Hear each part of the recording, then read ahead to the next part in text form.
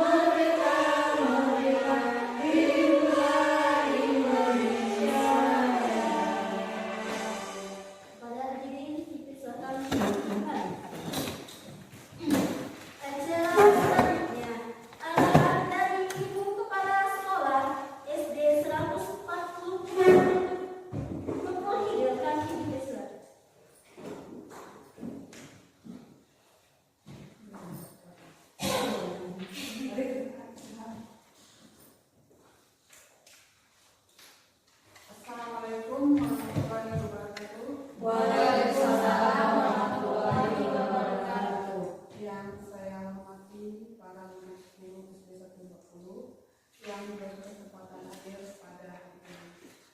Seterusnya, tak lupa pula kita panjatkan puji dan syukur kehadirat Allah SWT karena diberikan kesempatan dan kesehatan yang bagaimana kita rasakan pada hari ini. Dan tak lupa pula salawat kami berikan kepada Nabi Muhammad.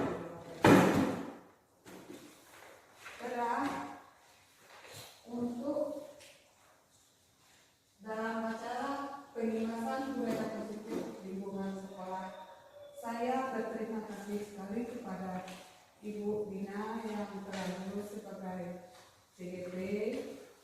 saya mengharapkan kepada Ibu Dina bisa memberikan atau mengemas yang saya harapkan, yang seperti inilah yang para kepala sekolah dambakan. Jangan nanti ada ilmunya dapat sendiri untuk sendiri, jadi emas. Sekarang sudah dianjurkan oleh pemerintah. Jadi kita yang belum harus semangat. Bagaimana kita bisa? Kenapa Ibu Dina bisa? Nah, bagaimana kita bisa? Kita sama-sama manusia. Usahakan bagaimana meniru, boleh diciplak, yang penting kita bisa mengerjakan. Kita belajar sekarang bisa di BNN, bisa di YouTube, mana yang nyangkut, apalagi tidak ada alasan istilahnya, oh saya sudah tua. Nah, sekarang kesempatan bagi kita yang muda-muda, apalagi yang bukan yang ingin berusaha merubah, karena diri kita itu tidak bisa orang merubah. Untuk merubah diri kita sendiri. Cari jalan bagaimana.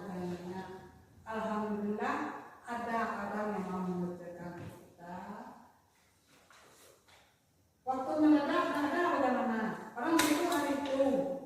Nah, jadi berusaha bagaimana kita meningkatkan kompetisi diri kita sendiri. Kalau kita sudah punya kemampuan, dikit demi sedikit diangsur-angsur, bisa belajar. Saya mengharapkan kepada seluruh guru SD 140 mulai hari ini bergerak. Mungkin selama ini sudah tahu tapi belum begitu bergeraknya. Sekarang namanya sekolah bergerak, harus bergerak. Kalau tidak bergerak, itu contohnya kemarin yang mendapat bantuan atau hadiah dari kementerian itu dipilihlah sekolah yang muridnya di bawah 60, tetapi yang mempunyai prestasi yang melonjak gitu. Bukan hari ini nilai kita 46, besok 47, 48, itu tidak akan diberi hadiah. Yang diberi hadiah itu walaupun sekolah kita tertinggal, nah cuman satu tahun melonjak naik agak tinggi. Walaupun kita ketinggalan merah sama dengan tahun kemarin, kita tidak salah merah lapor kita itu 4. Sedangkan sekolah lain katanya ada merah, tapi tidak dapat reward dari kementerian karena kita melonjak terus naik. Bahkan ada sekolah yang protes, kok nilai rapor kami gini, kok yang dapat nilainya rendah. Nah, jadi orang pemerintah itu melihat, menteri itu melihat, jadi para gurunya di PNN, di Depodik, semuanya tuh nyambung semuanya. Tidak bisa direkayasa. Nah, kemarin kan masih bisa, ambil B, dokumen B. Nah, sekarang nggak ada lagi. Boleh kita ambil dokumen, tapi tidak diperhitungkan. Jadi harapan saya ke depan, bergeraklah. Karena lama kita kan, kadangnya, oh itu udah kok ya. Lama masa mesin kan lama. Nah, udah sama. Berarti pergi keluar kita dari sekolah. Berarti keluar kita dari, karena kita lah masuk dalam jalur ini, marilah sungguh-sungguhlah kita pelajari mana bisa dibantu. Sekarang apalagi tempat kita bertanya sudah ada. Kemarin kita ke sekolah lain, Yombo dulu kita tidak, Yombo dulu kita tidak. Ini lah tempat bertanya di sekolah kita. Tak mungkin lagi nanti dulu kita yang salah-salah. Jadi itulah harapan saya. Saya mengharapkan jangan sampai kendor lagi. Besok sebelum AIBK, apalagi sekarang untuk menteri sudah ada, tolong dibina anak kita kan itu kita. Misalnya ini terbengkalai, apalagi lomba-lomba yang lain. Mudah-mudahan untuk kedepannya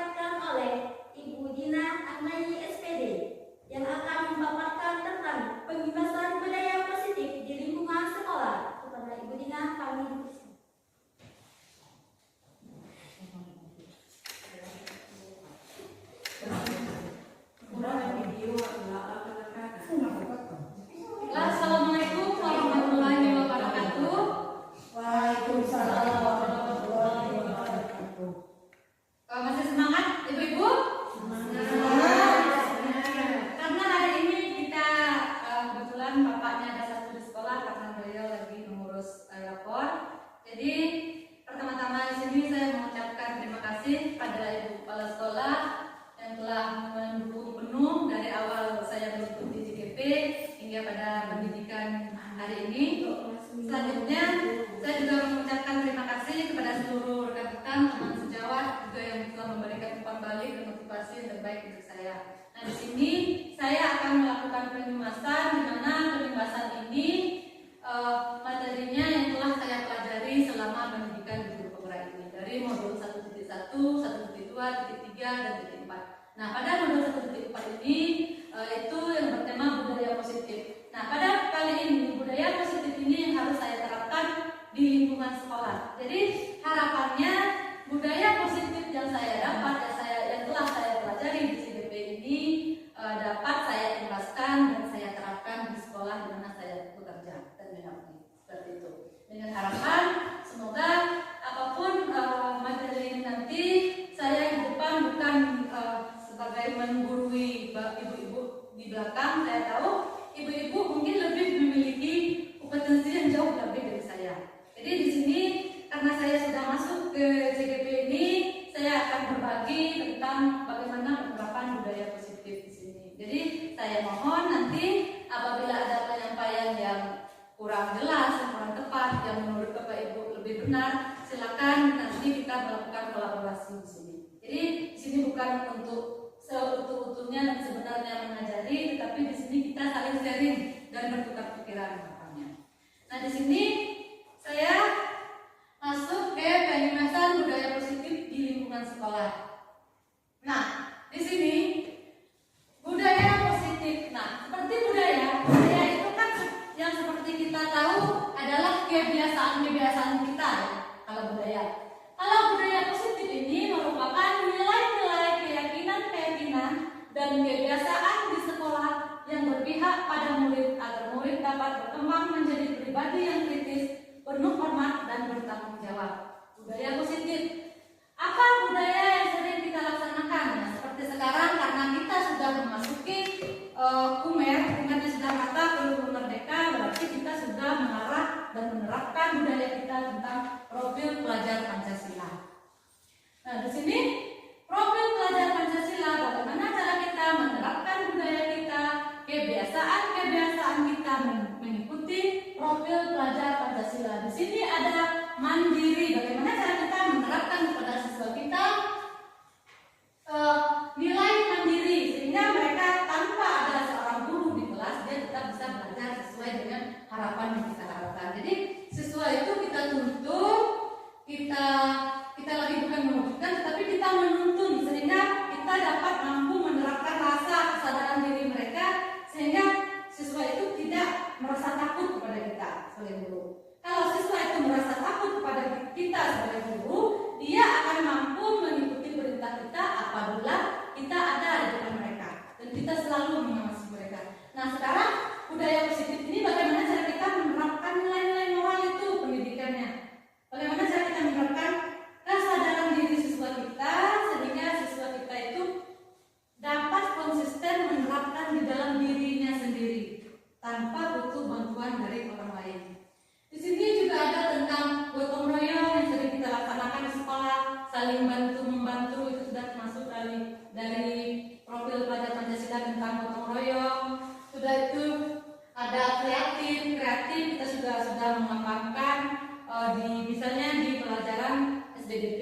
Jadi di siswa di situ sudah kita tuntut siswa mampu menghasilkan proyek. Jadi proyek itu tidak harus kita guru yang menentukan satu topik.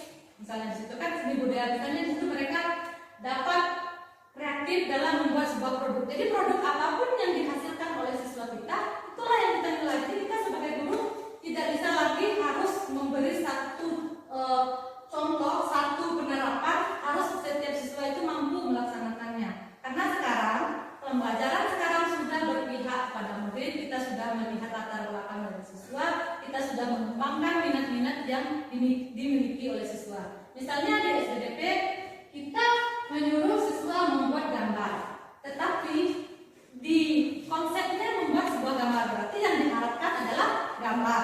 Kita tidak boleh membuat contoh, kalian semua harus membuat gambar burung seperti itu. Kalau yang biasanya kan kita yang menentukan, guru yang menentukan apa yang akan dibuat oleh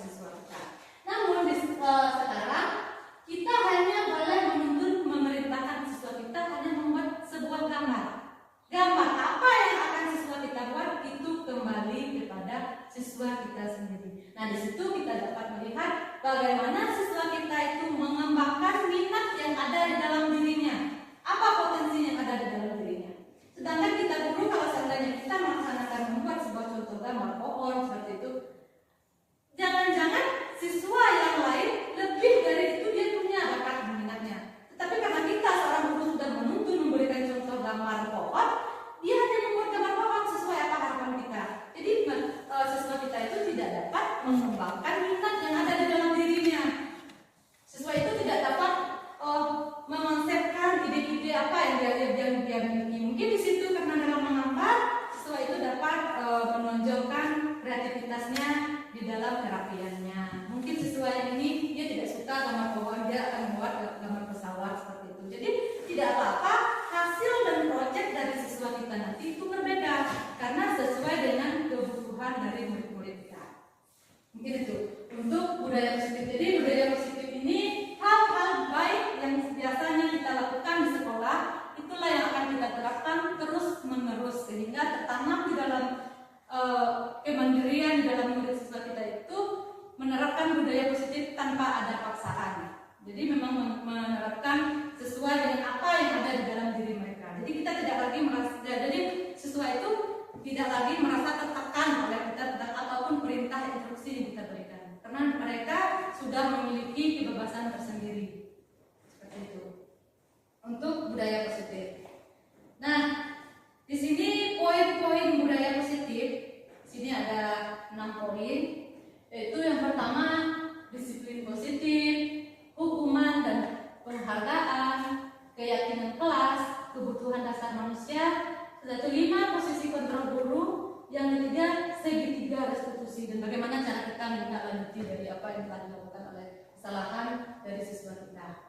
Mungkin sebelum saya masuk ke sini, ada baiknya saya memberikan sebuah tepuk dulu ya agar kita semangat. Jadi instruksinya seperti ini, namanya tepuk konsentrasi. Tepuk 1, tepuk dulu 1, yes. Tepuk 2, oke. Tepuk 3, semangat. Tepuk 4, konsentrasi. Tepuk 5, 1, 2, 3, 4, 5, siap belajar. Bisa sama ya Bapak Ibu? Karena di sini kita sama-sama belajar. Saya juga ini merupakan kesempatan pertama, semoga depannya bisa berjalan dengan baik. Ya, kita mulai. Tepuk konsentrasi. Tepuk 1, yes. Tepuk 2, oke. Tepuk 3, semangat. Tepuk 4, konsentrasi. Tepuk 5, siap belajar. Kita dengan fokus, lebih mudah dan bisa. Jadi kita ulangi ulang kali lagi ya.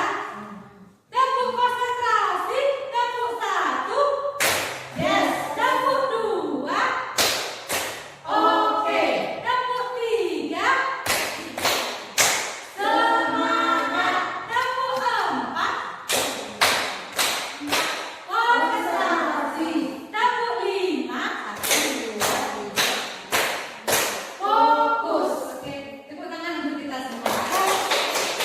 Pelajaran ini dapat kita lanjutkan. Nah, di sini saya akan melanjutkan tentang disiplin positif.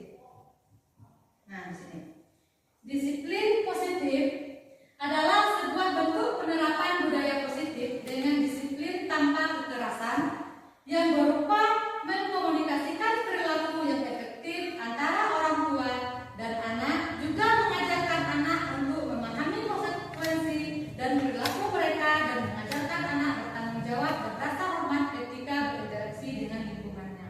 Itu disiplin positif. Jadi masih sama dengan budaya positif di sini karena kita masih menerapkan apa yang ada di dalam diri siswa tanpa adanya kekerasan. Jadi memang udah tidak benarkan lagi melakukan kekerasan terhadap siswa. Jadi nanti akan ada kalimat-kalimat pengganti seperti kita lakukan di sekolah biasanya. Kita kan sering siswa itu datang terlambat disuruh mengambil sampah seperti itu kan, karena dari itulah mereka akan merasa terpaksa dia terlambat.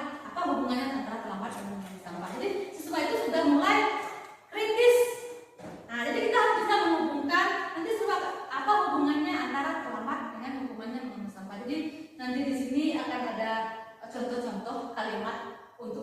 hati kita sebagai guru menyuruh mereka, kamu kenapa terlambat?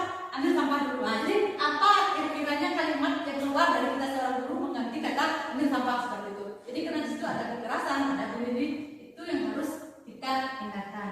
Nah, di sini pada disiplin positif, nilai-nilai kebajikannya itu masih berfokus benar dengan profil pelajar Pancasila. Di sini ada moral, empati, suara hati, kontrol diri, rasa hormat, kebaikan, toleransi, dan keadilan. Jadi masih berfokus pada profil pelajar Pancasila, dan nilai-nilai kebajikan itu di sana ada masih juga fokus pada profil pelajar Pancasila tentang keterampilan hidup dan petunjuk hidup. Jadi di sini memang nilai-nilai dan norma yang harus kita terapkan kepada siswa sehingga pada pelaksanaan nanti dapat berjalan dengan baik. Itu harus kesadaran dari diri mereka, bagaimana mereka tertarik dengan apa yang telah kita terapkan di sekolah. Jadi mereka tidak merasa terpaksa, wah ibu nih, nah seperti itu, wah banyak, wah ibu nih, berarti mereka di situ dan dalam hati kecil mereka itu masih merasa terpaksa untuk melakukannya. Nah, bagaimana cara siswa kita itu merubah kalimat why menjadi ayo bu, marahkan mereka yang mencari kita untuk melakukan sesuatu. Berarti kan itu yang diharapkan oleh Bapak Pendidikan Ki Hajar Dewantara itu terhadap kita sebagai guru. Selanjutnya nilai kebajikannya masih terhubung dengan profil pelajar Pancasila. Selanjutnya hukuman dan penghargaan. Nah, hukuman dan penghargaan ini saya juga mengakui karena saya sering memberi anak itu berupa hukuman. Terkadang saya jika anak itu memang prioritasnya baik akan ada penghargaan. Ternyata setelah saya pelajari dari selama saya ikut program guru penggerak ini, antara hukuman dan penghargaan itu tidak ada hubungannya dengan potensi siswa kita. Ternyata saya juga mengakui pada sesi rukol misalnya kan para teman-teman CGP itu menerapkan hukuman dan penghargaan, menanyakan selama ini berarti cara proses pembelajaran saya itu salah. Saya spontan bilang seperti itu, saya salah. Kenapa? Karena setelah saya pelajari hukuman dan penghargaan itu tidak ada hubungannya tentang kesuksesan dan keberhasilan dari siswa kita. Sedangkan ini hal yang sering saya lakukan. Misalnya saya buat kesepakatan kelas. Jika siswa itu tidak mengikuti kesepakatan kelas, saya sendiri yang menentukan hukumannya. Itu pun saya sudah merasa saya benar. Saya pun merasa waktu itu saya sudah benar karena saya sudah membuat kesepakatan kelas, sudah saya lakukan tindak lanjutnya, konsekuensinya. Saya sudah merasa benar. Sedangkan itu hukuman yang saya berikan kepada siswa saya. Seperti itu. Jadi perbedaannya memang banyak perbedaannya. Perbedaannya memang dari kata-kata kita. Jangan sampai siswa itu merasa terpaksa. Tuh intinya nanti dari pembelajaran ini. Jadi penghargaan juga seperti itu. Penghargaan dan hukuman itu penghargaan merusak hubungan. Nah, di sini merusak hubungan antara siswa dengan siswa, antara siswa dengan guru juga ternyata. Karena waktu saya kenakan di kelas 6 tahun kemarin saya masih menggunakan hukuman dan penghargaan ini. Ternyata tanpa saya sadari dalam hukuman dan penghargaan ini ada hubungan yang akan rusak antara mereka dan dengan antara mereka dan kita. Tanpa saya sadari di sini ada cuplikan ketika seorang diberi penghargaan atau dipuji di depan orang banyak, maka yang lain akan merasa iri. Jadi teman-teman yang lain juga merasa iri karena kita memuji hanya satu orang di depan orang banyak. Dia merasa berbangga hati anak yang kita puji, namun teman-temannya yang lain merasa ada rasa iri di dalam hati. Kita tidak tahu hal yang demikian. Padahal hal yang sekecil itulah yang perlu kita pertimbangkan. Setelah itu, jika seorang guru sering memberikan penghargaan kepada murid-muridnya, besar kemungkinan murid-muridnya termotivasi hanya untuk menyenangkan gurunya karena tidak akan bersikap jujur kepada guru tersebut. Jadi kalau kita melakukan ini. Terus yang ketiga, penghargaan menciptakan persaingan di dalam kelas dan persaingan menciptakan kecemasan. Ya, karena kita dari sebelum belajar kita sudah menyiapkan diri buat siapa yang baik nanti akan mendapat reward. Jadi di situ ada saling memang bagus siswa itu berkompetisi untuk hal yang lebih baik. Tetapi efek dari itu yang buruk lagi pada siswa. Walaupun awal-awalnya siswa itu berkompetensi untuk bersaing mendapatkan reward yang kita berikan, bagaimana perasaannya jika siswa itu yang juga sudah sungguh-sungguh melakukan pembelajaran dengan baik, tetapi dia tidak mendapatkan reward. Sedangkan di dalam dirinya dia sudah merasa aku sudah menampilkan yang terbaik seperti itu. Itu akan mengaruh kepada mental siswa kita. Padahal maksud kita sebagai guru seperti anak yang mendapatkan reward itulah anak yang terbaik. Selesai refleksi kita. Bagaimana dengan mental anak yang tidak mendapatkan? Nanti di sini masih belum efektif antara hukuman dan penghargaan ini. Yang selanjutnya, mereka yang percaya bahwa mereka tidak memiliki kesempatan untuk mendapatkan penghargaan akan berhenti mencoba. Ya, itu. Jadi siswa yang dapat penghargaan itu biasanya kan siswa yang aktif. Kita kan sebagai guru sudah tahu siapa siswa yang aktif di kelas kita. Kalau seandainya kita selalu menyediakan reward, jadi yang dapat dia terus. Bagaimana perasaan teman-temannya yang tidak mendapatkan reward dari kita, sedangkan mereka juga sudah berkompetisi, juga sudah menampilkan apa yang terbaik yang mereka pelajari di dalam dirinya. Jadi di situ secara tidak langsung siswa itu akan merasa minder, dan akhir-akhirnya nanti siswa itu merasa malas lagi untuk mengikuti proses pembelajaran yang kita laksanakan. Lihat lagi, ibunya membawa reward ke kelas. Yang hanya rasa bahagia itu hanya siswa yang pintar, karena dia merasa pasti nanti saya akan dapat lagi.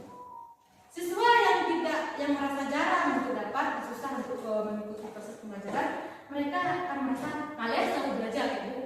Nah, seperti itu. Jadi siswa itu sudah merasa minder. Jadi percaya diri siswa itu sudah berkurang tanpa kita guru sadari tentang hukuman dan penghargaan ini. Di sini motivasi ada penghargaan tidak efektif. Sesuatu penghargaan adalah suatu benda atau peristiwa yang diinginkan, tapi dibuat dengan persyaratan hanya jika melakukan hal ini maka akan mendapatkan penghargaan yang diinginkan. Itu termasuk dalam penghargaan yang tidak efektif. Selanjutnya motivasi dalam diri. Nah, motivasi dalam diri itu setiap kita itu pasti memiliki motivasi itu sendiri, memiliki motto kita sendiri, apa hal yang harus kita capai dalam hidup kita. Pasti itu timbulnya di dalam diri kita itu bersifat intrinsik. Diri kita lah yang mampu merubah, seperti yang disampaikan oleh kepala sekolah tadi, untuk merubah kita itu adalah diri kita sendiri, tanpa orang lain. Walaupun orang lain itu berkata A, B, C, tetapi hati nurani kita di dalamnya masih terfokus dan ingin menjadi apa yang kita harapkan, yang disampaikan oleh orang lain itu tidak ada artinya. Jadi yang bisa merubah diri kita itu adalah diri kita sendiri. Kita sudah mempunyai tujuan. Kunci kesuksesan itu juga fokus pada tujuan apa yang kita harapkan. Jika kita selalu fokus, selalu mengingatnya, selalu apapun dalam keadaan apapun kita berfokus pada tujuan kita, insya Allah semua itu akan dapat kita capai. Itu datang dari diri kita sendiri. Boleh Bapak Ibu coba renungkan di dalam diri sendiri. Apabila kita terlalu fokus, memang kita menginginkan sesuatu hal yang kita harapkan, apa rasanya dapat tercapai? Dapat kan? Tercapai karena fokus kita itu pada titik itu. Kita tidak memikirkan yang lain.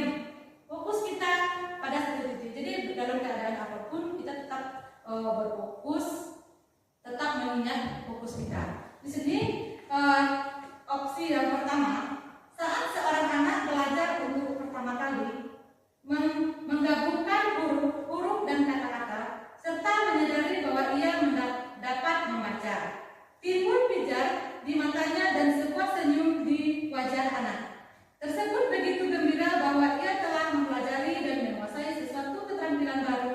Kesadaran akan kemampuan bahwa dia sudah dapat membaca sesungguhnya sudah merupakan sebuah penghargaan. Jadi penghargaan yang paling baik-baik itu adalah penghargaan pada dirinya sendiri.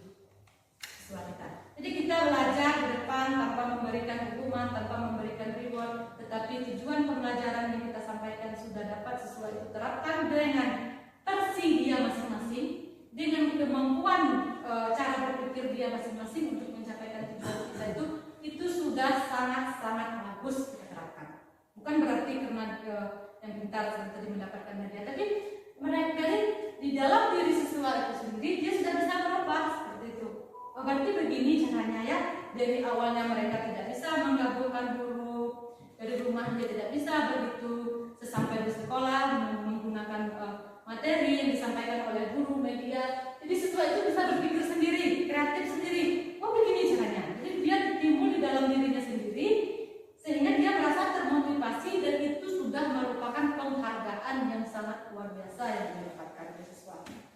Walaupun tanpa ada reward dari guru itu masih berharap yang baik, tetapi hasil dari membentuk karakter siswa itu akan menurun. Seperti itu. Terus kita coba lanjut karena ini masih banyak. Itu tentang keyakinan kelas. Nah, biasanya kita membuat di sekolah itu kan kesepakatan kelas. Biasanya kita merasa itu yang saya buat didik itu kesepakatan kelas karena saya mengakui diri saya sendiri jauh berubah seperti itu. Apabila kita belajar dengan sungguh-sungguh, kita mencermati materinya dengan baik, kita sadar. Dan saya tuh merasa saya banyak sadar setelah saya mengikuti ini. Mungkin kemarin saya merasa, oh saya sudah membuat kesepakatan kelas. Siswa saya sudah mengikuti kesepakatan yang telah dibuat. Mungkin di saat itu kepala sekolah observasi di kelas saya juga terpaku dan terpacu pada kesepakatan kelas yang mereka buat. Padahal di sini apa perbedaan kesepakatan dan keyakinan kelas kira-kira Bapak Ibu? Ternyata berbeda antara kesepakatan dan keyakinan. Jadi kita itu tidak boleh merasa kita itu benar seperti itu. Saya jauh sekarang lebih merasa saya lebih butuh lagi ilmu banyak sehingga saya bisa merubah pendidikan, merubah diri saya sendiri dan bagaimana cara-cara saya menerapkan pembelajaran itu pada siswa. Saya merasa dulunya saya juga orangnya sering marah seperti itu. Hukuman ini yang paling sering saya lakukan seperti itu. Sedangkan hukuman inilah orang yang paling jauh kita seorang guru dijauhkan dari siswa. Nah di sini ada keyakinan kelas. Kenapa tidak peraturan kelas atau kesepakatan kelas seperti itu? Kira-kira ada yang bisa menjelaskan apa perbedaan antara keyakinan kelas atau dengan peraturan kelas atau kesepakatan kelas?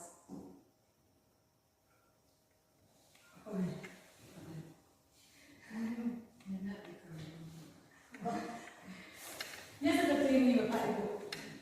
Karena saya mengakui ilmu yang saya dapat tahun kemarin, saya juga masih menerapkan peraturan kelas karena buka di TikTok, ya kan?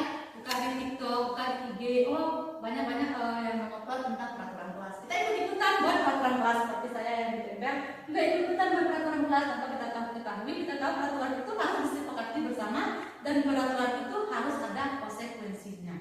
Nah, sedangkan sekarang kita tidak boleh memberi konsekuensi kepada murid, memberi hukuman kepada murid. Jadi makanya peraturan itu akan dirubah kalimatnya, di kalimat negatif dari peraturan kelas akan berubah ke kalimat positif, yaitu keyakinan kelas. Jadi keyakinan kelas ini balik dengan katanya yakin, itu kata kuncinya yakin. Berarti kita harus yakin, harus percaya dengan diri kita seperti itu. Apa yang dibuat oleh siswa, nanti kan guru membuat keyakinan kelas, berkolaborasi bersama siswa. Apa yang siswa harapkan selama 2 semester ke depan dalam proses pembelajaran. Jadi siswa itu silakan bebas apa yang diinginkan seperti itu. Nanti kalimat-kalimat yang dibuat oleh siswa kita itu semuanya tidak mungkin kalimat yang positif, karena siswa kita kan tidak semuanya orangnya kritis. Pasti nanti ada yang menggunakan kata tidak boleh. Sedangkan kata tidak boleh itu kan sudah masuk ke kalimat yang negatif. Bagaimana cara kita guru merubah ke kalimat yang positif seperti itu. Jadi keyakinan kelas ini memang kita harus benar-benar menerapkan kepada siswa itu bagaimana dia bisa yakin, dia bisa bertanggung jawab terhadap apa-apa yang sudah siswa kita buat dalam kertas yang kita berikan nanti, dan dapat dia terapkan dalam keseharian mereka tanpa ada rasa terpaksa seperti itu. Jadi tanpa guru sadari pun ada, misalnya nanti ada 5 poin-poin keyakinan kelasnya. tanpa guru sadari bahwa siswa A itu sudah melanggar keyakinan kelas, mereka sendiri akan mengakui bagaimana cara kita membentuk karakter yang seperti itu sangat susah, benar, itu memang sangat susah. Makanya kita harus menggali potensi diri siswa kita harus menyadarkan tentang pentingnya penerapan budaya positif ini kepada siswa kita, sehingga siswa kita itu dia sudah satu tujuan, satu pemikirannya dengan kita. Oh, aku mau ke sekolah, aku nih mau cari ilmu ke sekolah. Berarti hari ini dia ke sekolah, pulangnya dia harus mendapatkan ilmu dengan cara penyerapan dia masing-masing. Tidak dapat guru memberikan satu contoh A, maka siswa akan masuk ke A. Nanti siswa itu banyak, dia menggunakan jalur yang berbeda, putar, baru dapat tujuannya. Seperti itu. Jadi keyakinan kelas itu memang harus yakin datangnya dari diri siswa itu sendiri dan dapat diterapkan dalam diri siswa itu sendiri. Bagaimana cara kita mengerti konsekuensi yang kita buat tadi, misalnya membuang sampah, membersihkan WC. Nah, dari keyakinan kelas inilah guru akan melakukan tindak lanjut seperti yang sudah saya pelajari. Kemarin saya juga sempat salah dalam penerapan ini karena kurang memahami. Setelah dipahami kembali ternyata salah persepsi, salah penerapan. Padahal di tindak lanjut itu kita guru hanya berperan mengarahkan.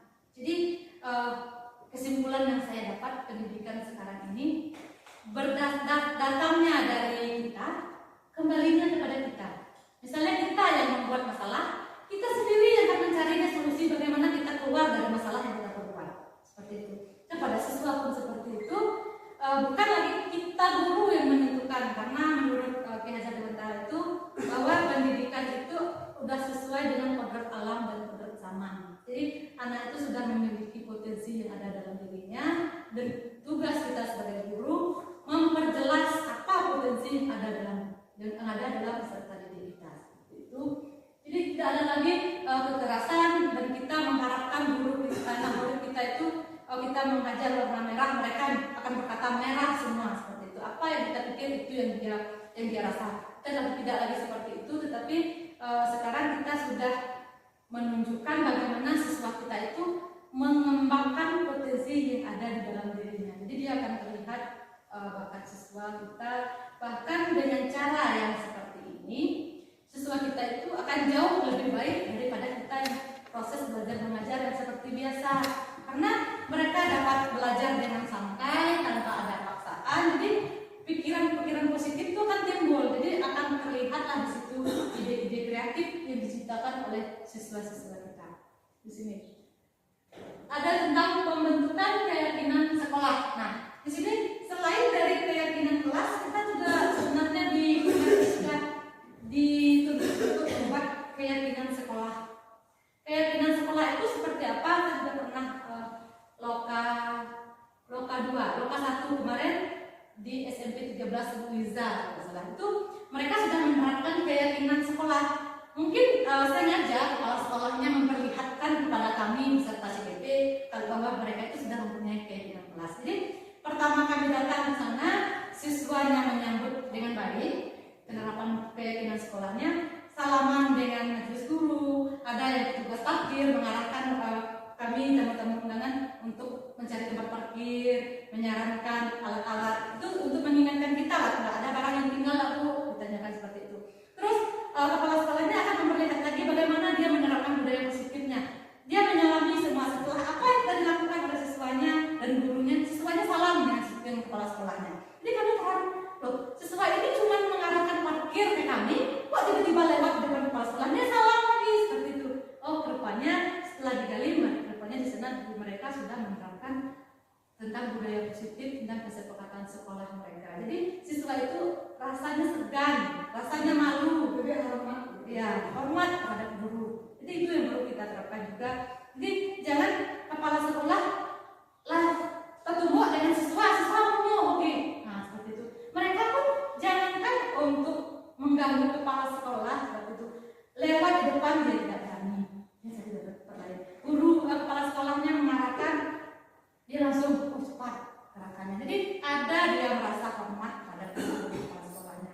Memang ini saya pikir ini juga memang hal yang sangat sulit karena kita membentuk watak orang, latar belakangnya itu sangat sulit. Tapi karena karena ini adalah penerapan budaya positif, kita coba mengimbaskan, kita coba menerapkan sebagai berapa persentase setelah kita sebelum dan sesudah kita laksanakan. Itu harapannya. Pembentukan keyakinan sekolah kelas, keyakinan kelas bersifat lebih abstrak daripada peraturan yang lebih rinci dan konkret. Nah, terus keyakinan kelas berupa pertanyaan-pertanyaan yang bersifat universal atau kalimat-kalimat tidak itu dihilangkan. Jadi kita semua kita rubah ke kalimat positif semuanya. Pertanyaan keyakinan kelas senantiasa dibuat dalam bentuk positif. Setelah itu bersedia meninjau kembali keyakinan kelas dari waktu ke waktu. Nah, hal yang ini yang agak rasanya sulit karena saya sendiri juga merasa di awal-awal pembelajaran kita menerapkan keyakinan kelas, pendapatan kelas, tetapi di akhir-akhir semuanya lebih parah, betul lah. Tema kaca. Jadi dari mana salahnya? Nah, dari mana salahnya? Kita itu sendiri rupanya kita tidak meninjau kembali terus menerus seperti itu. Jadi keyakinan kelas ini jika kita sudah sepakati misalnya tidak boleh membuang sampah sembarangan, itu memang harus kita pantau. Tugas kita sebagai guru kita pantau terus berkelanjutan sampai di akhir itu lebih bagus seperti itu. Jadi jangan sampai minggu ketiga membuang sampah sudah mulai, permen sudah itu kita wali kelas mengabaikan. Berarti siswa itu melihat, ibu tidak lanjutin ini, berarti tidak berjalan peraturan yang kita buat. Jadi bagaimana caranya kita konsisten dengan apa yang kita buat, tidak perlu banyak. Misalnya kita pertama cukup 2 atau 1, itu dapat kita terapkan dari semester 1 tuntas sampai dengan terakhir, itu sudah bagus di kita. Tapi dapat kita laksanakan dengan baik di kelas. Makanya kita harus pantau hal sekecil apapun yang dilakukan siswa kita rasanya melanggar dari keyakinan kelas setelah kita buat, silakan kita guru tindak lanjuti. Jadi yang lain jadi contoh, oh iya ya, kalau nyampak salah bersih boleh dibimbel. Jadi yang lain ikut seperti itu. Ikut berarti jangan buang sampah sembarangan, apa kata di saku, di kantong, di tas dan sebagainya. Kalau seandainya tidak ada tong sampah. Jadi satu nilai kebajikan itu sudah mulai tertanam dari siswa. Saya mengakui, saya awal-awalnya semangat. Rasanya nilai ini diterapkan, 1 bulan, 2 bulan mulai kenal, 3 bulan berubah dan terakhirnya sehingga guru itu sudah tidak berani lagi memerintah siswa. Saking tidak bisanya kita kendalikan dari siswa kita. Itu dasarnya dari mana? Setelah direnungkan, direfleksikan dari kita guru, karena kita tidak mengacuhkan. Itulah yang disampaikan oleh Pak Korwil, Pak Sarina Ali. Sungguh-sungguh walaupun sedikit, artinya itu diawasi, jangan dilepaskan, dibiarkan saja. Walaupun 1 mata pelajaran A, B, C, kita awasi sampai anak benar-benar. Besok ulang lagi. Jangan setelah ditekan, besok ulang lagi. Jangan urusan di rumah kalau di sekolah. Ya, itu salah. Ya, kita beri tepuk tangan dulu. Itu benar apa yang disampaikan oleh kepala sekolah, itu sangat-sangat benar. Nah, kita guru selain dari tugas pokok kita mengajar, kita juga mempunyai latar belakang dan urusan rumah tangga. Jadi sebaiknya banyak terjadi, bukan sebaiknya banyak terjadi, guru membawa problem di rumah sekolah sehingga tidak fokus lagi ke siswa, sudah fokus memikirkan problem apa di rumah, salah di rumah. Jadi pusing-pusing sehingga siswa itu sudah banyak disuruh catat halaman sekian, buka halaman sekian. Jadi kita tidak fokus seperti itu. Jadi kita akan kembali kepada kita sebagai guru, kita harus bisa berbagi waktu, mencari dan mencari solusinya sendiri. Bagaimana jika kita ada masalah di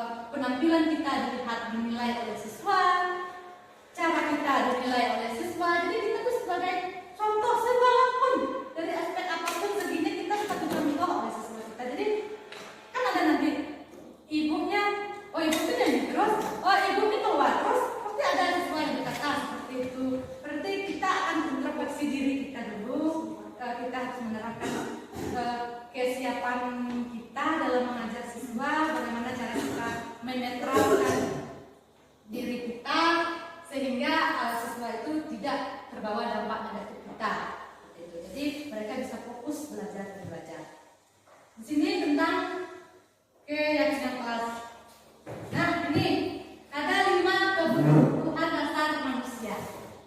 Saya juga bingung ya, kenapa di CGP ini banyak materi-materinya kebutuhan dasar. Itu kan tentang diri kita. Ya. Jadi saya merasa dengan mengikuti program ini, saya berusaha merubah mindset saya, merubah diri saya seperti itu. Jadi kebutuhan dasar manusia yang pertama itu adalah kebebasan. Kebebasan ini itu merupakan kebutuhan dasar kita. Kenapa di sini disebutkan kebebasan? Karena kita itu berhak melakukan apapun, berhak memilih apapun yang kita inginkan sesuai dengan diri kita sendiri. Nah, akan saya bacakan di sini kebebasan ini. Kebutuhan untuk bebas adalah kebutuhan akan kemandirian, otonomi, memiliki pilihan, dan mampu mengendalikan arah hidup seorang, arah hidup kita sendiri seperti itu. Anak-anak dengan kebutuhan kebebasan yang tinggi meningkatkan pilihan mereka, perlu banyak bergerak, suka mencoba-coba, tidak terlalu berpengaruh dengan orang lain, senang mencoba hal baru. Jadi kalau kita memberikan sebuah kebebasan kepada siswa kita, jangan siswa kita sendiri seperti itu. Jika kita sendiri tidak mendapatkan kebutuhan dasar kita sebagai manusia, ya, itu yang pertama kebutuhan kebebasan, pasti apapun yang akan kita lakukan akan terbatas-batas jika kebutuhan dasar kita belum terpenuhi. Kembali ke diri kita sendiri. Begitupun dengan siswa. Terus setelah itu ada kebutuhan kesenangan. Jadi kita berhak merasa senang tentang diri kita sendiri. Kalau kita merasa tertekan, kita merasa takut, berarti kita sudah 5 kebutuhan dasar kita ini tidak tercukupi. Jadi tentang yang pertama tentang kebebasan. Ini juga saya mendapat ilmu baru. Jadi saya coba terapkan di rumah ya. Ada nggak saya merasa hak ini terpenuhi dan kebebasan pada saya seperti itu. Saya terapkan dan coba. Adalah kebebasan untuk berekspresi, bersentimen, memberikan pendapat sendiri seperti itu kan. Terus ada kebebasan tentang rasa senang. Jadi kita berhak mendapatkan rasa senang pada diri kita. Entah itu kita memuji diri kita sendiri di dalam hati kita, entah itu kita merasa senang dengan suasana yang sedang kita lakukan. Seperti kita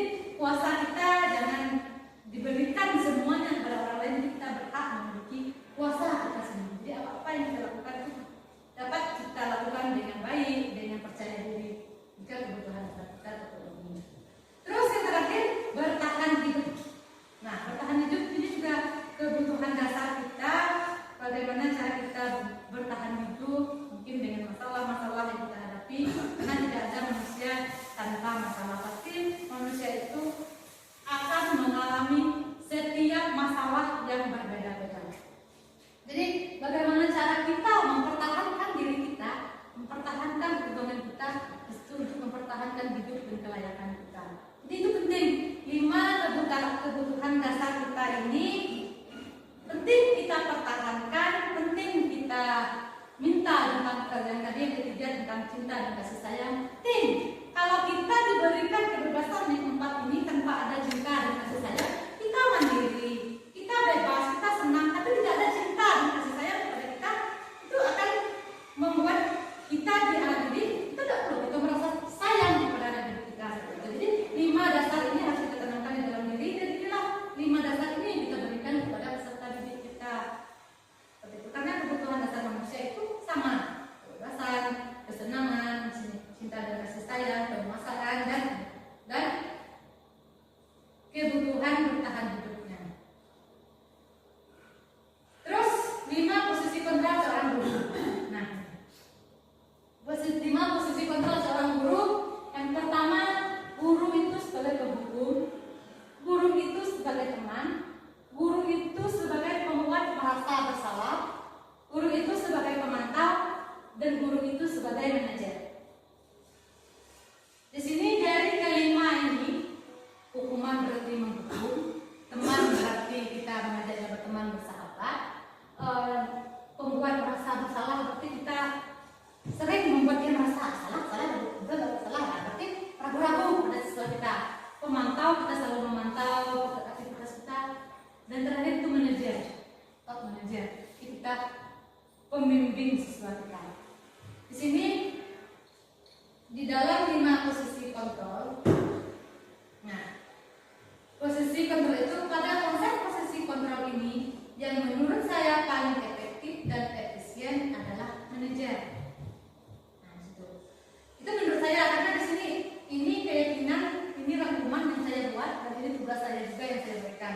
Jadi di posisi kontrol, 5 posisi kontrol tadi, saya juga kemarin sudah diberikan. Silakan ibu pilih menurut ibu mana yang ingin ibu terapkan seperti itu. Saya pikir kalau saya terapkan siswa saya sebagai teman, baik, hubungannya akan baik, tapi di saat saya berperan sebagai guru, di mana letak harganya kita sebagai guru kalau kita selalu membuat dia sebagai teman sejauh kita, walaupun pembelajaran akan berjalan dengan baik karena kita berbicara santai seperti dengan teman kita. Tapi di situ kelemahannya di sini saya memilih manajer. Nah, di sini alasan saya karena mengacu pada restitusi yang dapat menjadikan anak sebagai manajer bagi dirinya sendiri, sehingga tercipta identitas keberhasilan pada siswa. Karena manajer ini kita di depan menerapkan diri kita sebagai manajer, itu merupakan contoh dari siswa-siswa kita kepada kita. Maka itulah yang akan diterapkan. Jadi kalau kita menerapkan sebagai teman, sebagai rasa pemberi, rasa apa tadi tentang pembuat merasa bersalah. Jadi siswa kita juga kan seperti itu, memancing adrenalin kita terus seperti itu. Nah, jadi kalau kita membuat rasa bersalahnya, kita benar rasa-rasanya salah juga seperti itu. Kita salah, otomatis kita salah. Jadi detak jantung pun tidak stabil kalau kita di posisi seperti itu. Rasanya ini salah, rasanya ini salah, apa yang dilakukan, rasanya ini salah. Jadi kapan kita benar-benar di sini?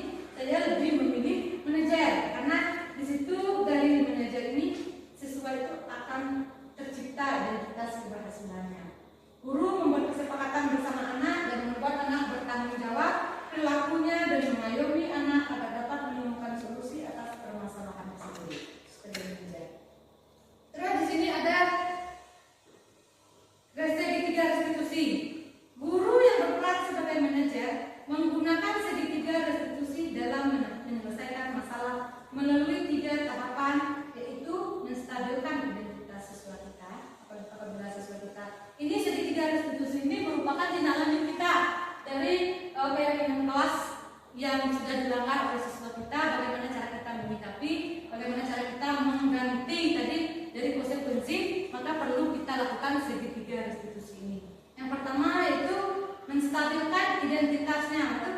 Kalau mereka merasa bersalah, kita harus stabilkan dulu identitasnya. Jadi mereka tidak merasa takut kepada kita, tidak merasa tertekan kepada kita. Dan itu validasi tindakan kita akan menanyakan kepada mereka apa yang telah dilakukan. Mengakui seperti itu, mengakui kalau dia itu benar-benar bersalah. Menanyakan keyakinannya. Di validasi tindakan ini, selain dia mengakui, kita guru juga mengarahkan kira-kira apa solusi yang dapat dia pecahkan sendiri. dari validasi tindakan ini. Menanyakan keyakinannya kita sebagai guru menghubungkan tentang kesalahan yang telah siswa kita buat tadi dengan keyakinan kelas, apakah dia itu paham dengan keyakinan kelas, kita ulas kembali tadi ataukah belum, seperti itu. Ini keyakinan kelas sekolah, ini sama. Nah ini segitiga restitusi merupakan tindak lanjut dari hukuman yang kita berikan kepada siswa berupa konsekuensi tadi. Di sini ada yang pertama, menstabilkan identitas. Nah, ini rasanya perlu saya bahas juga karena bagian dasar dari segitiga bertujuan untuk mengubah identitas anak dari orang yang gagal karena melakukan kesalahan menjadi orang yang sukses. Jadi karena di sini berupa hukuman, jadi kan kalau hukuman itu berarti dia gagal melakukan, gitu kan? Karena dia tidak melaksanakan dengan baik, berarti dia gagal. Jadi bagaimana cara kita merubah kegagalan anak kita itu menjadi sebuah reward kesuksesan baginya? Bagaimana cara siswa kita itu dapat merubah dari kegagalan dia menjadi kesuksesan? Nah, setelah itu anak yang melanggar peraturan karena sedang mencari perhatian adalah anak yang sedang mengalami kegagalan. Dia mencoba untuk memenuhi kebutuhan dasarnya, namun ada benturan. Kalau kita mengkritik dia, maka kita akan tetap membuatnya dalam posisi gagal. Kalau kita ingin menjadi reflektif, maka kita harus meyakini si anak dengan cara mengatakan kalimat-kalimat. Nah, ini ada kalimat-kalimatnya. Kalimat-kalimat ini saya juga gimana ya? Kalau kita terapkan di sekolah masih kaku seperti itu karena kebiasaan kita biasanya kan tidak seperti ini, apalagi dengan menggunakan kalimat-kalimat yang positif. Ini memang kalimat yang positif yang biasanya kita yang negatif kita tanyakan dia mendengarin kan seperti itu. Kenapa kamu datang ke rumah buang sampah sembarangan, buang sampah ke tempatnya, gitu kan? Kan kalimat-kalimat negatif. Jadi ketika mau dirubah ke kalimat positif, rasa-rasanya ada malu, ada karena mungkin kita merasa bukan siswa kita itu bertanya dalam hati, apa hal ibu nih? Dan apa hal ibu kok tiba-tiba berubah dengan ibu yang biasanya marah-marah kok tiba-tiba seperti ini? Dan kita masih runtun seperti itu. Tapi kita coba menerapkan perlahan-lahan, mana yang ingat, kadang lupa, mana yang tertinggal. Jadi di kalimat untuk menstabilkan identitas siswa itu ada berbuat salah itu tidak apa-apa. Jadi karena mereka sudah salah, bagaimana cara kita menstabilkan identitas supaya dia tidak menggebu atau dia melawan kita, gitu, sehingga opsi kita tidak terdengar. Jadi kita hanya mendengar kata-kata dari dia saja. Oh ibu gini, supaya siswa kita itu dapat mencermati dengan baik sebelum mereka menjelaskan. Oh dia salah, ini dia bercerita, misalkan seperti itu. Kita perlu mendengar saja apa yang masalah yang dihadapi oleh siswa kita. Namun di sini kita perlu membuat menstabilkan identitasnya karena supaya dia bisa merasa pede dan dia bisa mengubah kesalahan yang dia buat. Setelah itu tidak ada manusia yang sempurna. Itu kalimat-kalimat yang perlu kita sampaikan sehingga mereka merasa pede kepada kita. Oh iya ibu juga pernah merasa, ibu juga pernah seperti kamu seperti itu. Berarti kita menstabilkan identitasnya, jadi dia tidak merasa dia salah, benar dan jadi argumen mereka itu tidak mengubah seperti itu. Kita dapat meredam dari kasus siswa kita. Setelah itu ada lagi, saya juga pernah melakukan kesalahan seperti itu ya. Seperti ini, saya juga pernah melakukan kesalahan seperti itu atau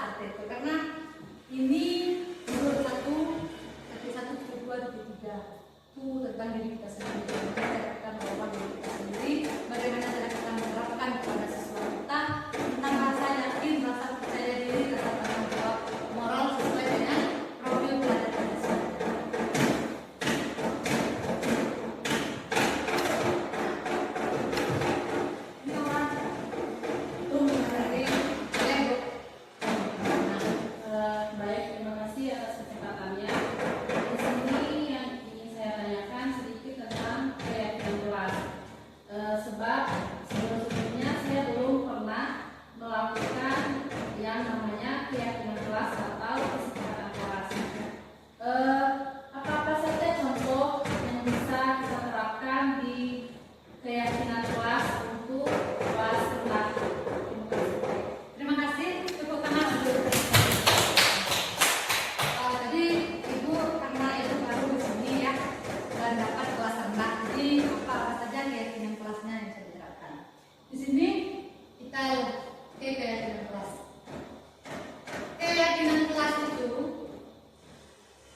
adalah kolaborasi antara kita sebagai wali kelas dengan siswa. Kalau kita melakukan kolaborasi, kita saling diskusi, maka terciptalah keyakinan kelas. Jadi tidak ada ego kita di dalam keyakinan kelas. Kesepakatan kita bersama, keyakinan kita bersama yang awalnya dulu kesepakatan, hasil diskusi yang sudah kita sepakati, itu yang kita buat jadi sebuah keyakinan kelas yang harus kita taati setiap hari terus dan menerus. Jadi untuk kelas rendah mungkin di situ kan sesuainya kalau tiba-tiba gurunya langsung menjelaskan anak-anak yang kita membuat keyakinan kelas mungkin dia akan bingung seperti apa keyakinan kelas Bu gitu kan. Jadi sebelumnya mungkin kelas rendah itu kita perlu memberikan sedikit definisi seperti itu, positifnya apa keyakinan kelas ini. Kalau kita membuat keyakinan kelas ini perlu kita jelaskan kepada siswa kita keyakinan kelas kita ini bertujuan agar kita proses pembelajaran kita ini berjalan dengan lancar, berjalan dengan baik. Apa yang Ibu sampaikan dapat diterima oleh siswa itu dengan baik seperti itu. Apakah kalian mau belajar dengan baik? Kita tanyakan, mau Bu, apakah kalian semangat belajar? Nah, itu di keyakinan kelasnya. Terus kalimat-kalimat apa yang dapat diterapkan di kelas rendah? Kita lihat kira-kira anak kelas rendah itu apa fokusnya. Ribut misalnya seperti itu. Kita pancing siswa kita dalam untuk membuat kalimat keyakinan kelas. Mungkin dari siswa kita kan masih berbentuk kalimat negatif. Misalnya, Bu tidak boleh ribut. Itu kan keyakinan kelas langsung. Silakan tugas kita wali kelas kita kumpulkan semua. Kalau bisa satu orang siswa itu satu. Apa yang dia tidak suka di kelas? Saya dikatakan seperti itu. Hal yang tidak disukai menjadi suka. Itu keyakinan kelasnya agar semuanya berjalan dengan lancar. Hal yang buruk menjadi baik seperti itu. Jadi misalnya dia ribut tidak fokus, udah ya silakan dibuat ribut. Tempelkan di papan satu ribut. Terus siswa yang lain apa lagi tidak boleh makan di kelas Bu. Misalnya seperti itu kalau kelas rendah kan bisa sudah yang makan. Silakan kita tempelkan. Nah tugas kita menyempurnakan kalimat yang dibuat oleh siswa kita menjadi kalimat yang universal, yang positif yo, ada yang berlari seperti itu juga. Atau ada yang mengambil buku atau pensil temannya tanpa meminjam seperti itu kan ada. Nah itu kita buat kesepakatan kelasnya dengan kalimat-kalimat dari siswa, kita guru yang merubah menjadi kalimat-kalimat yang positif. Misalnya dari siswa tadi tidak boleh ribut. Kalau ribut ini berarti mengganggu. Apa kalimat positifnya? Seperti itu. Misalnya belajar dengan tertib, itu yang akan kita tempelkan ke kelas. Jadi kalimat yang bersifat universal, yang artinya sudah luas seperti itu. Ribut berarti banyak. Kalau kita buat di situ belajar dengan tertib, selain dari ribut, mereka juga nilai-nilai ketertiban yang lain terlaksana. Jadi universal, bersifat universal seperti itu. Sudah itu, misalnya lagi tadi yang misalnya lagi tadi kita membuat kalimatnya di situ tidak boleh membuli, mengambil buku atau pensil teman yang lain. Misalnya ada siswa yang bahas seperti itu. Nah, jadi tugas kita menyempurnakan kalimat. Kira-kira apa kalimat yang positif yang bagus kita buat? Jadi hasil diskusi kita tadi, kalau yang ribut tadi Ibu buat belajar dengan tertib ya, berarti kita buat belajar dengan tertib, kita katakan di situ. Makanya terdapatlah poin kalau seandainya dia ribut, maka poin 1 seperti itu. Apa tindak lanjut kita panggil mereka menggunakan apa? Itu menggunakan yang tadi segitiga restitusi. Datanya dulu validasi tindakan, kita stabilkan, kita tanya keyakinannya. Seperti itu. Mungkin dari saya itu, atau ada Bapak Ibu yang ingin menambahkan untuk pertanyaan Ibu Mentari, silakan. Rasa-rasanya karena ya yang saya dapat itu seperti itu. Kalau di peraturan sekolah, peraturan kelas, itu kan kita dulu kan banyak menggunakan tidak boleh, agar dia boleh kan itu maksudnya. Kalau kita buat tidak boleh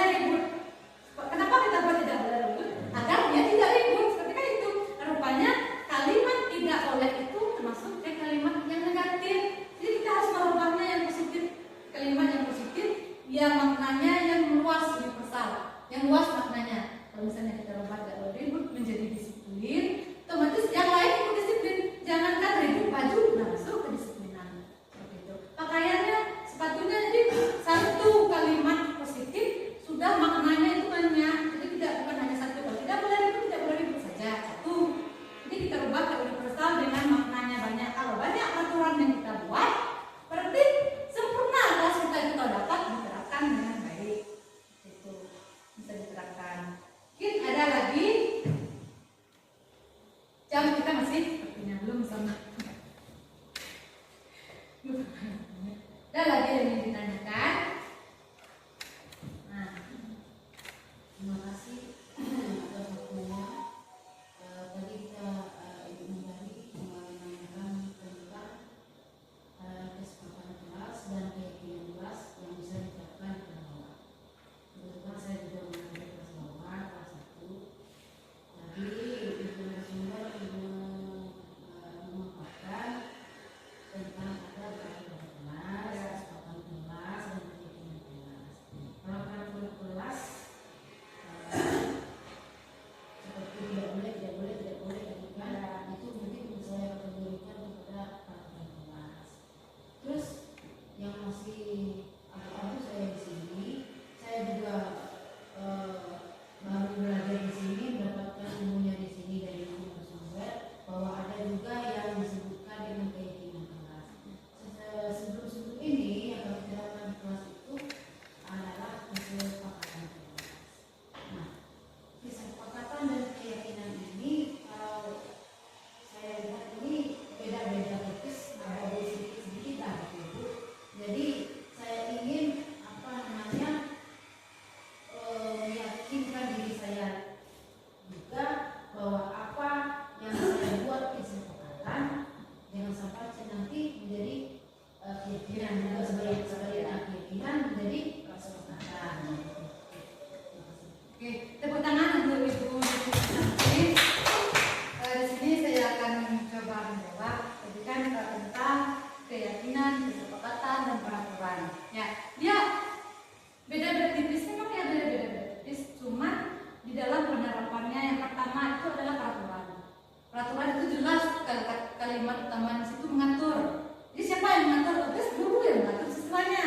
Makanya kita ubah lagi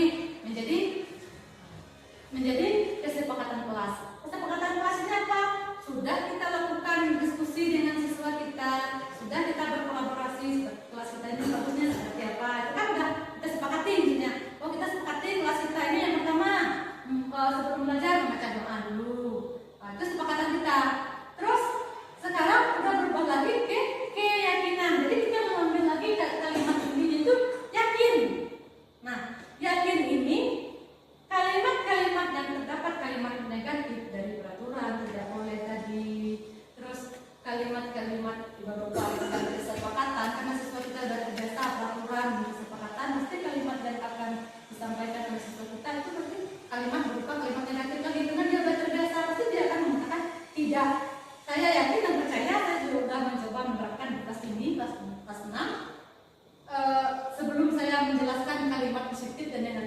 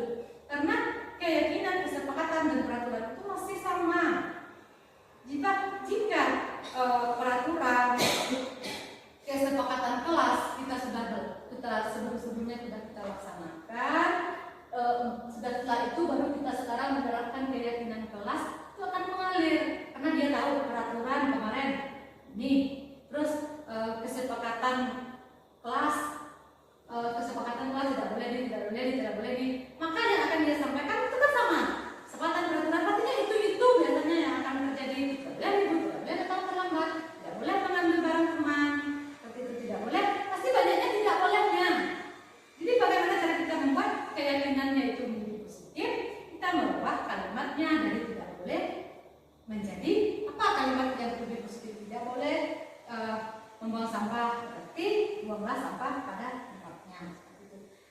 Dari mana cara kita untuk menjalankan program kita ini bisa berjalan? Itu dari cara kita mengajarkan anak-anak, memberi dia kebebasan lima dasar kebutuhan manusia tadi. Jika kebutuhannya sudah tercukupi 5 dasar tadi, jadi siswa itu sudah merasa nyaman, sudah merasa enjoy di kelas. Jadi dengan secara tidak langsung keyakinan yang kita buat, dia sudah bertanggung jawab karena dia sudah merasa atur fondasi di dirinya tadi begitu, dasarnya. Gitu. Mungkin itu dari saya, mungkin ada yang ingin menambahkan. Ya, contohnya tadi itu seperti ini kan, tidak boleh libur waktu belajar. Ya, jadi kalimatnya saya baiknya waktu belajar ini Dirubah, kata-kata kalimat tidak boleh itu tidak ada lagi. Mungkin ada dari teman-teman yang lain yang menambahkan. Nah, kalau tidak ada, terakhir praktek. Ya, kalau saya berkata, saya boleh ribut berkata seperti itu, tapi kan penanaman karakternya belum dasar kebutuhan dia belum cukupi. Nah, saya sendiri mengakui dari saya paparkan ini belum ada satupun yang tetap. Jadi bagaimana caranya di sini kita bersama-sama menerapkan di kelas kita di sekolah, menerapkan budaya positif ini agar semuanya tidak hanya saya sendiri, nanti siswa jauh itu untuk berubah. Tadi ini mungkin ini lain, berarti siswa pada saatnya seperti itu kalau kita berjalan sendiri. Jadi kunci keberhasilan kita di sekolah ini kita harus kolaborasi kerjasama antara guru, kepala sekolah yang selalu memberikan dukungan kepada kita untuk menjadikan agen perubahan untuk mengarah yang lebih baik. Di situ kita sama-sama. Jika kita guru sedang menerapkan misalnya restitusi, kita menghargai. Nanti apabila ada siswa kita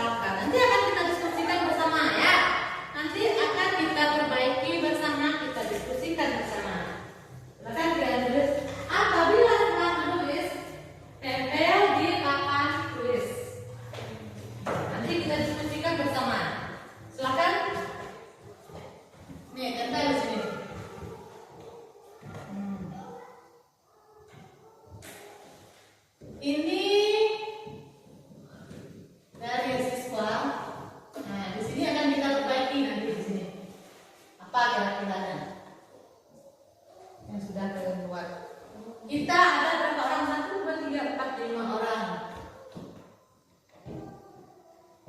3, 4, 5. Berarti Ibu mengharapkan 5 kesepakatan kelas yang kuat. Silakan ditulis kira-kira apa yang kalian harapkan pada proses pembelajaran kita 2 semester ke depan.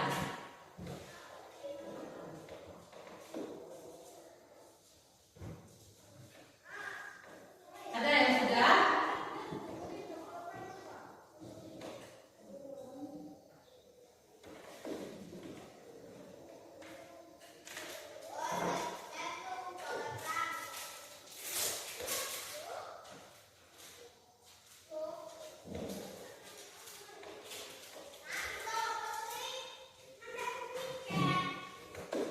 Ada yang sudah?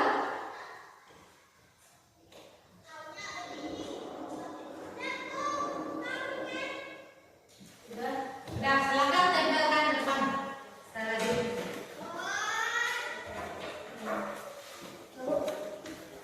Tempel. Tempel. Ya. Ya. 3, 4, 1 lagi.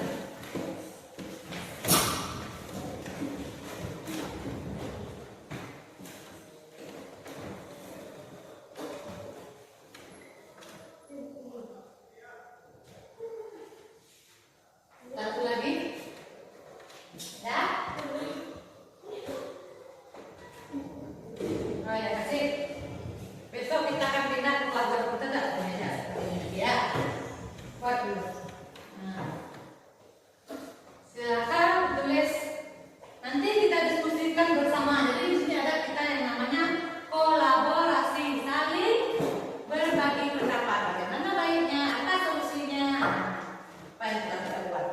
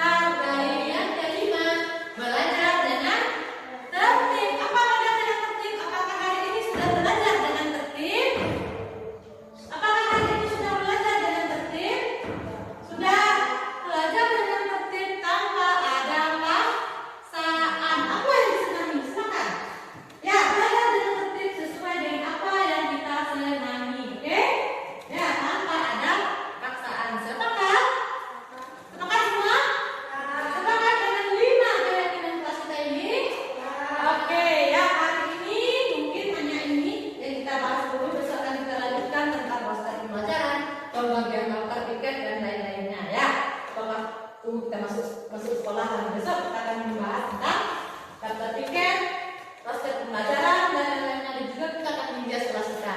Oke, pembelajaran hari ini sebelum ibu tutup, ibu beri dulu tepuk semangat.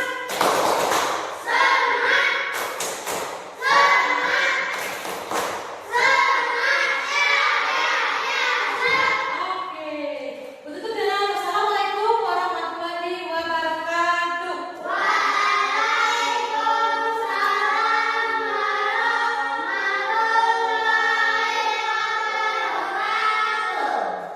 Boleh istirahat ya. Nanti kita akan buat dua lagi video.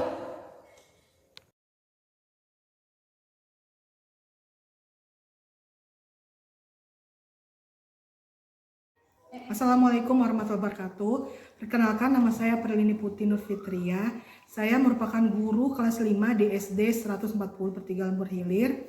Saya merasa tertarik atas pemaparan materi dari Ibu Dina Anggraini, CGP Angkatan 10 di SD 140 Pertigaan Berhilir. Saya merasa tertarik atas pemaparan materinya yang berupa tentang disiplin positif.